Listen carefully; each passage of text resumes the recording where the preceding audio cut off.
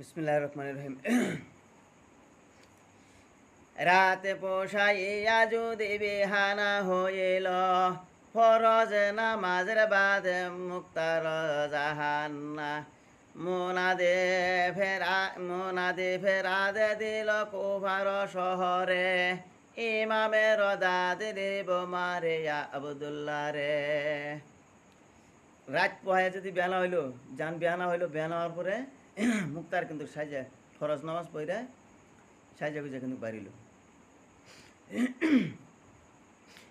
আমার তলোয়ারে যে ইমামের দাদ দেব আবদুল্লাহ রে মারে, চাহে বিচারে ইতে সেই জন হাজির হবে আমার দরবারে। সেই জনা নাহি আসিবে মদদে আমার। মুক্তারে ফরজ নামাজ পড়ে হাইরে বাইরে হাইরে কইতেছে যে আমার তলোয়ারে জি বাসপার চায়, আমার তলোয়ার আঘাতে জি বাসপার চায় সেই জানি আমার ভুলগা হে। আর জি আমার তলোয়ার থেকে বাসপার না চায় ই আমার সামনে আবো না। জি জি বাসপার চাবো আমার তলোয়ার আঘাত থেকে ই আমার সামনে আবো। জানে বাচ্চা এক গোরে গারিব তাহারা জি আবো না। ওর জান ওর 14 গোষ্ঠী ব্যক্তি এক গুরু মদিনে গারম। ব্যবফা কুফার লোক কথা ঠেকে নাই, এক মুখে 10 কথা বলে ন সদায়। কুফার মানুষ খুব খারাপ, কিন্তু এক মুখে এই মুখ দিয়ে এই কোবাড়া এই করবাড়া এই কোবাড়া এই করবাড়া।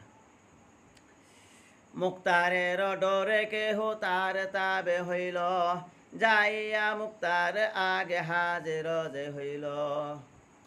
আর মুক্তার তোলা দেয় ওই কথা কইতেছে। মুক্তার ডরে কিছুগুলো মানুষ যাহারা মুক্তার বুলকে গেল, আর কিছুগুলো মানুষ আইতেছে না। মুক্তারে কইতেছে যেটি না বটে কিন্তু জান বাচ্চা সহ এক ঘুরে গাইলাম। আর কেহ এ জিদের ভয়েতে তাহারা, না হইল মুক্তারের তাবে শোন হয় মাজেরা। কে কেউ আবার এই জিদের দেখে ডরাইতেছে যে হুসেন এত বড় পূর্বাল আছিল, হুসেনের রেমাই হালাইছে, তাহলে আর মুক্তার আর কোন কার কি। এখন যদি মুক্তার রনো যায় তাহলে আবার এই যে ডাঙ্গর মারি হালাই দেবো, এটা ভাবে কেউ কিন্তু গাইতেছে না। তাহার বুঝিল মনে হুসেন যাইসাইয়া, যে হুসেনের কাটে ঢালে মোকাম্মা। আজ যদি মুক্তারের সহিত মিলিয়া যাইয়া, এ জিদের হাতে মোরা কবু না বাঁচিব। আজকে যদি আমরা জিদের মুক্তারের হয়ে যাই গিয়া, তাহলে তো জিতে বাঁচাবো না। আর এখন যদি কিছুগুলা ভাবতেছে যে যদি মুক্তারের না যায় তাহলে তো আবার মুক্তারও মারি হালাই দিব। হুসেনের সহিত যে হোসেনের সহিত যে যাবে কহ ভাই, না যাবা কাহারা সাথে ঘাটিবে ভালাইয়া। হুসেনের কথা স্মরণ করে জি নাহি মুক্তার রন্ন যাবো, ওর কিন্তু ভালাই হবো, ওর খারাপই হবো না। এতে ভাবিয়া তারা ভাগিয়া চলিল। আর যারা নাই মুক্তার না বানা কিন্তু ভাগিয়া গেল গা। এবেনে যে আদের আগে পানি পালাই গেল। মুক্তারের যত হাল করিল বয়ান, না যদি পলাই গেল গাড়ি ডাইরেক্ট যদি গেছে যাই কইতেছে এই মুক্তারের হাল হিস্ট্রি সব কিন্তু ভাঙ্গিয়া কইতেছে। শোনে আবদুল্লাহ গে দে হইল পেরেশান, আবদুল্লাহ হুনলো হুইনারে কিন্তু আবদুল্লাহ ডরাইল।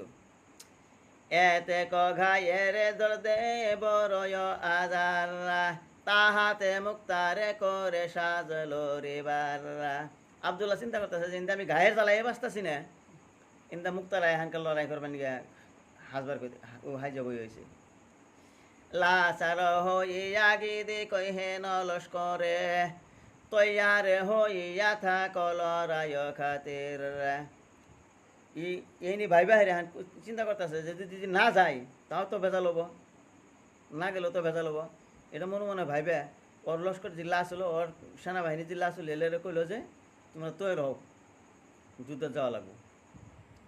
ফের দাগা বাজে বুঝি কমিনা নাদান, বছরা শহরে নামা ভেজিল শয়তান। ওর চিঠি আসছিল ওটি হাজাইলো, হাজানের পরও ডোলের ঠেলায় বছরা শহরে চিঠি দিল।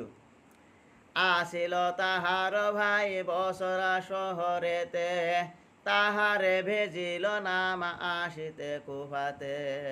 ওর ভাই যে আসলো বসরাত, ওর ভাইয়ের চিঠি দিল যে ভাই তুমি আমার ইনু আও তাড়াতাড়ি। আওলাদ লস্করে ছিল ৩০০,০০০, সাথে লিয়া আসিবে কে কুফার মাজার। তোমার হাতে ৩০,০০০ সৈন্য আছে, ৩০,০০০ সৈন্য নিয়ে তুমি কুফাতাও, আমার অনু যুদ্ধ লাগতেছে বা যুদ্ধ হবো। এটা এই আবদুল্লাহ লাগতেছে। আবিদের বেটা সেই মুক্তার নাম তার,